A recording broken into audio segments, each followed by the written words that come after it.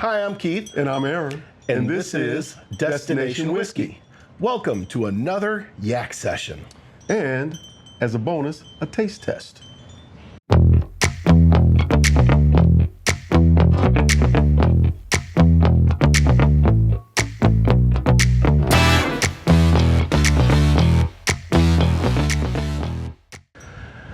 Hey, all you Destination Whiskey fans, we're here, Aaron and I, sitting outside on a beautiful North Texas day, having us a cigar. Yeah. And we're going to have a whiskey, too. Yeah.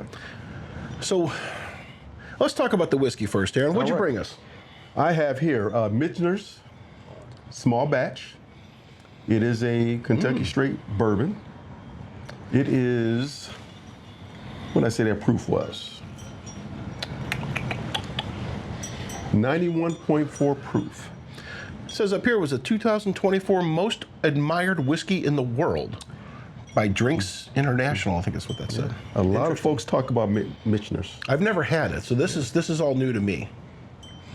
It's got a really good nose to it. I mean, it's there's a little bit of sweetness in there.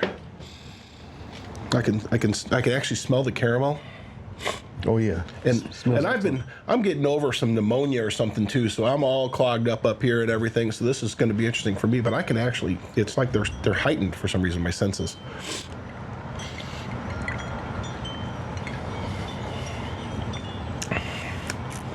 Yummy. I was just about to say, tell me what you think. It's got a little bite on the back end, just a little bit. Nothing I would, throw it away for. Right. That was the first one. Let me get that second. Okay, let's do it. That was the first hit on the tongue. Let me get that second hit. So I'm still getting that bite. I'm still getting that little bit of burn, but it's still got the smoothness that you're looking for in the sippability. Right. I was gonna say, even that bite is not obnoxious. It's not. It's just a little bit. Yeah. It's like it holds the flavor. If that makes sense. Now, did you buy this or was this gifted to you? I bought this. And about how much was that? It was about $38. $38 for a fifth. Or a fifth. Yep. Okay, I got to have another sip. I'm gonna be three sheets to the wind before dinner time. Cheers. Cheers.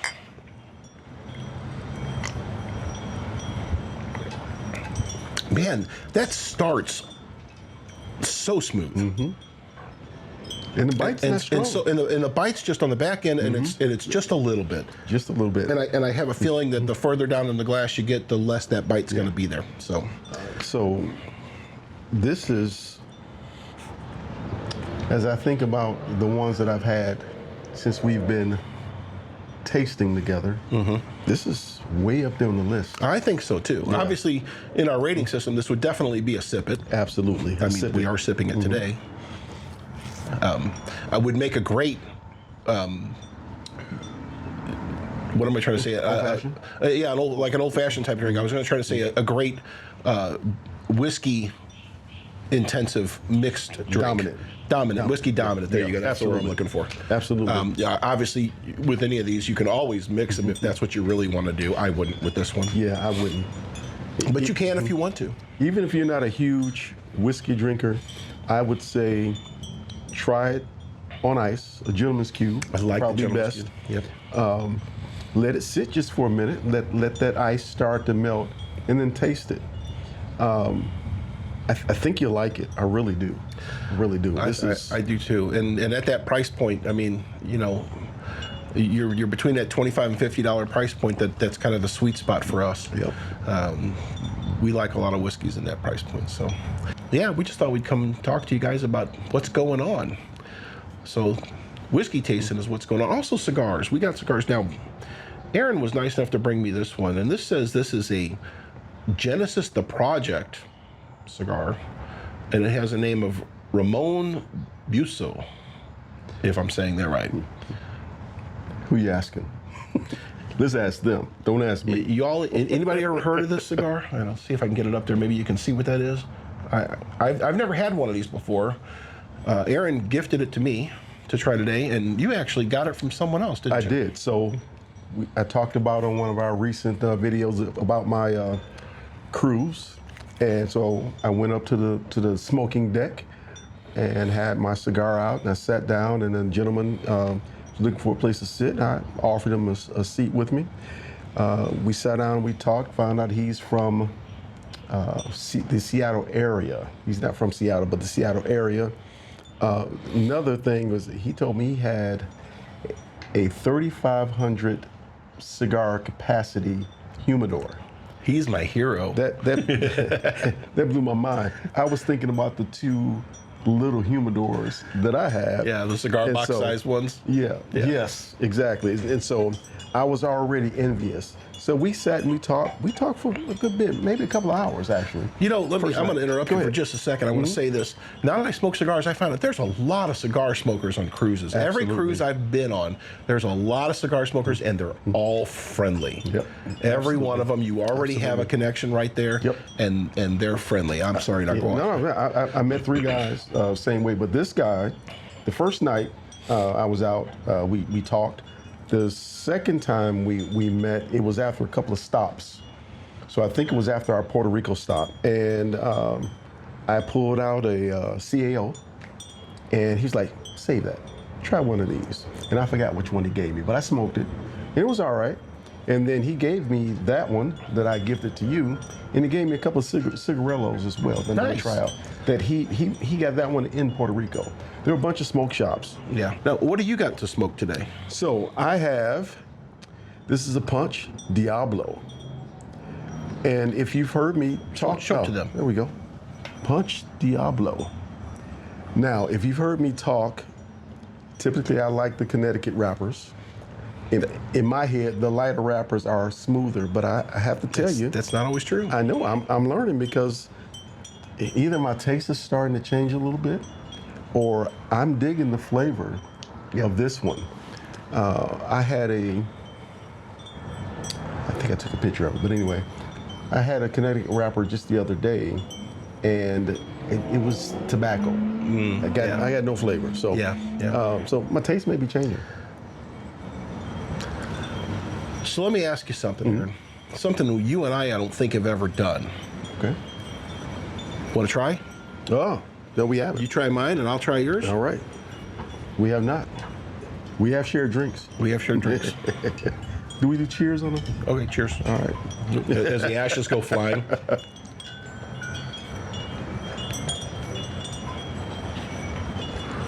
Now this one is wrapped tighter than mine. Yeah. Now, this one is that one's a little bolder, a little more flavorful. This one still has a lot of flavor. Yeah, it does. But it does. And I can see where that would be my choice, and this would be yours, if you had to pick between the two.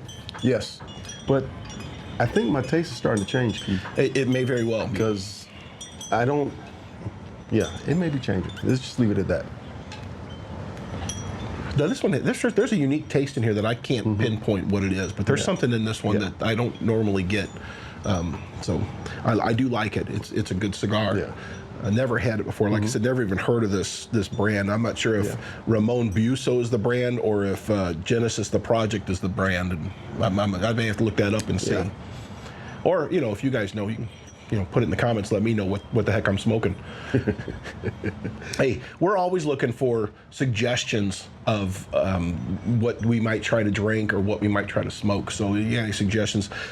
We had a comment not too long ago. Someone mentioned that happens. Someone mentioned they liked Bullet Rye, and then they also said they like Crown Rye. And I replied back to him. I said, I assume you mean Crown Royal Rye because I don't think there's anything else called Crown, but I could be wrong. And I don't remember ever trying Crown Rye. Now, I'm a rye drinker. I like rye. And I know you don't mind rye. I don't mind. Yeah. It's not high on my list, Right. but I don't mind. So I think we're going to, in the near future, do a rye taste test. We'll get a couple, 3 or 4 different ryes and try them. Right? Just keep it in that $25 to $50 price range. We won't go crazy. We'll So- put the Bullet in there. We'll put the Crown Royal in there. What else?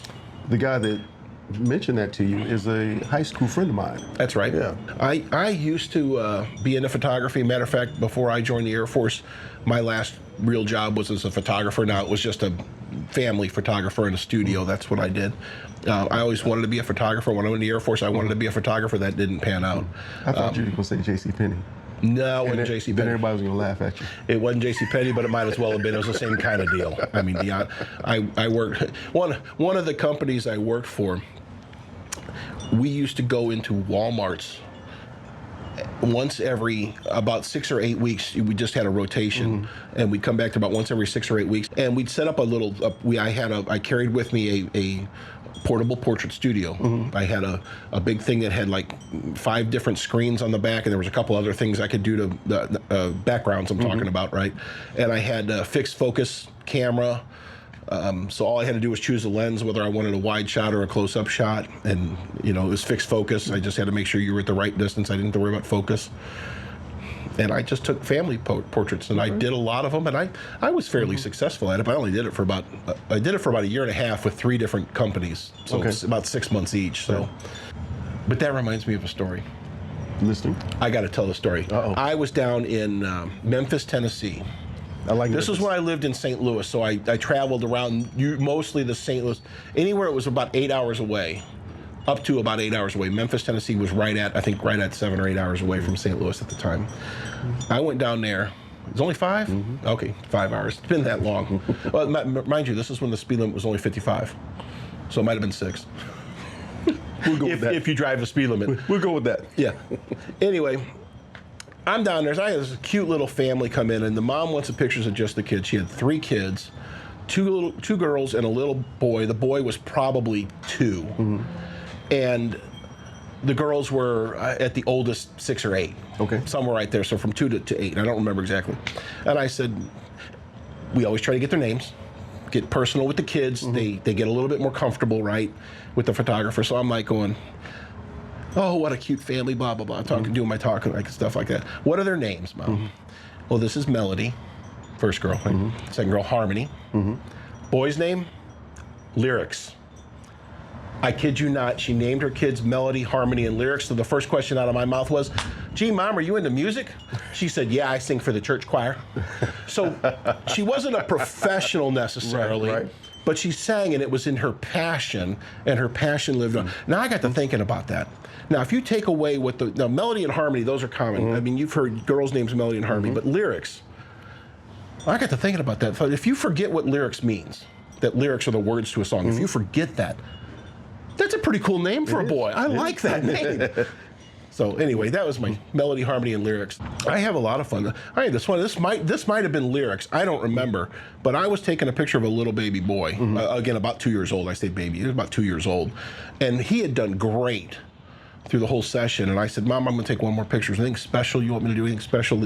She goes, yeah, get yourself ready. And I said, all right, I got ready. I thought, okay, imagine little 2-year-old sitting on my table. And I said, okay, Mom, I'm ready. She goes, and again, I don't know if this was Lyrics or not, but I'm going to pretend it was. She goes, Lyrics, chill. And the little boy, I kid you not, went, and I went, snap, like, there's money.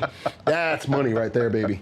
That was a cute picture. I love those. I love kids with personality. Yes. Cutest little kids, too. Little trick of the trade. So moms out there, be warned. If you have a baby that's beautiful in your eyes only, and you take it to a photographer, and the photographer says, "Oh, Mom, she looks just like you," that's not the compliment you think it is. Is that like a bless your heart in Texas? Exactly, same kind of thing. Yeah. So Keith, is this going in rotation? You think? I think it should. I wonder if they have a rye. They do. They have a rye. Let's put in our rye taste test. They got everything, as they would say in St. Louis. Aaron, what we got going on? Well, Keith, next week. Next week, we are going to Reno. Yeah, we are heading to Reno. Now, I'm heading out on Wednesday. Yeah. But I'm making a detour through Phoenix to visit my sister. Yeah. And I will have a couple shorts come out there. I know at least one night I'm going to go out with one of my nephews and have a cigar and a whiskey at some cigar club he wants to take me to. Outstanding. So I'm leaving Friday. I'm not flying. Yeah, you're driving. I'm driving. And you're going the long way out on the way out there. We You're are making some We stops are. to visit yeah, some people. We're going through, out West Texas, and then we're going up through Denver. Right. And spend the then night in up through- Denver or the Denver area. We haven't decided yet where we're going to stop. Going from there to Salt Lake City. I got a friend in Salt. Actually, I got a couple of friends in Denver. I got one that I grew up with, and another one I went to high school with. Yeah. And then in Salt Lake City, there's a couple that I know. They both served with me in the Army. Oh, And I was nice. down in Georgia, Fort Stewart. So, and I have not seen them since we parted there. We both went. He and I went to Saudi Arabia together as a part of Desert Storm. Yeah. So yeah, it'd be good to see him. That's all. I wish I kept up with some of my Air Force buddies, but I really didn't. I'm not good about that. Well, I'm going to take a picture with him because he has a beard. He has a beard, but you got a beard. He got a beard. Yeah. Yeah, one of these days I'm going to let this start growing out and get it shaped a little bit. It has better. been longer than that. Yeah, it has been. Yeah. It has been longer. I cut it back. I cut it completely off not too long ago. 6-8 months ago, something like that. How did the wife feel about that? She don't care. She don't care. All I know is that if I cut it completely off, my face looks weird naked. That's what I think. Oh You know, my! Jesse did that. Yes, And I didn't know who it was. he looked completely. Jesse's our friend. You will see him. He will most likely be in one of our videos from Reno. He's going to be in Reno. He's another bowler. We're going to Reno for a bowling tournament. I don't know if we mentioned that this time or not. We have before. Yeah. So that was weird. Seeing him. So speaking of Reno, we're going to try to hit you up with a lot of videos in Reno, different places, different things, what we're doing. We'll show you the National Bowling Stadium, stuff like that. Yeah. But just last night, I booked us a tasting at a distillery in Reno, and it's going to be a special one. Yes. You're going to have to watch for that when it comes out. Hopefully, maybe a week or two after we get back from Reno, that video will drop, and you'll want to see that. I think it's really cool what they do and what we're going to do. Yeah. Hopefully you've seen our video that we did at Iron Root. Iron Root Republic. Iron Root Republic Distillery up in Denison, Texas. Yeah, that was cool. That was our first one. Yeah. So we're excited about that one. It was a little bit more involved than I think I really want to be in the future. I think I want to bring it back. I think we had 5 different videos that came out from that trip to Denison. And we still got more footage. And we still have more footage that we didn't use that we may or may not put out there. I even thought about putting it out there raw, just not editing, because a lot of editing needs to happen. But we'll 50,000 foot view. Yeah. Of Highmark. Highmark Distillery. Yes, that's what we're going to go see in Reno, Nevada. Yep. So looking forward to that. I think I've seen their product in Total Wine. I think I have. I don't remember. Of course, I've looked at a lot of them, but I don't remember that one. I was thinking about going and look and tasting some before we get there, but we're gonna taste when we're there. So we're gonna have a taste test of it, and they do a lot of stuff. I looked on their website. They have, they got bourbons and probably other whiskeys, and I think they have even rum and stuff like that. So they have they have a variety of things. Okay. We'll have to just see what it's all about. We don't want to know too much. We don't want to spoil it too much for you either. We don't want to know too much. We want it to be a little bit of a surprise for us. So it's a little fun. But we'll do that. We'll maybe if we see something interesting that we think might might interest you, we'll take a quick video of it. Looking forward to it. Yeah. And this is a big tournament. I think this is the biggest amateur tournament in the country, if not in the world. It's huge. They usually have somewhere around 10,000 teams, 5 bowlers per team, so that's 50,000 participants. Give or take a little bit, depends on where it is. When it goes to Vegas, it's usually like 12, 13, 14,000. Reno can get big too, but it's a big tournament. It starts this. No, it starts next weekend. Okay. It starts the weekend before we bowl. We bowl on St. Patrick's Day, actually.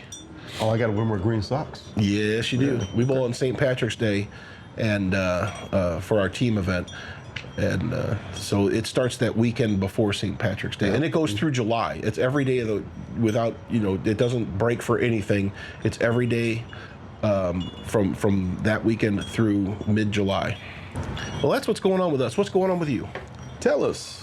You got any bowlers out there? Any of you guys do bowling? Where do you bowl? What do you bowl? What do you like? Do you like a particular brand of bowling balls? I'm eclectic. I'll get whatever is on sale or whatever. If I'm looking for a particular cover stock or a particular type of ball or whatever, I won't go into too many details of that. So you don't pick based on color? No. And it's a funny story he mentioned that. One time, this was about 2 or 3 years ago, I told my wife I'm going to buy this new ball. And she's like, all right. So I go get the ball and I try it out and I come home and she goes, well, what'd you think? I said, well, it bowled really well. I shot this much with it on the first try, blah, blah, blah, blah. She goes, what color is it? I go, I don't remember. She says, what? I said, I didn't buy it for the color. I don't remember what color it is. I had to go look at the ball and remember what color it was. How stupid is that? All right. So we'll say goodbye now. Thanks a lot for joining us. Don't forget to hit the like button. And please subscribe. We need some subscribers. We do. Cheers.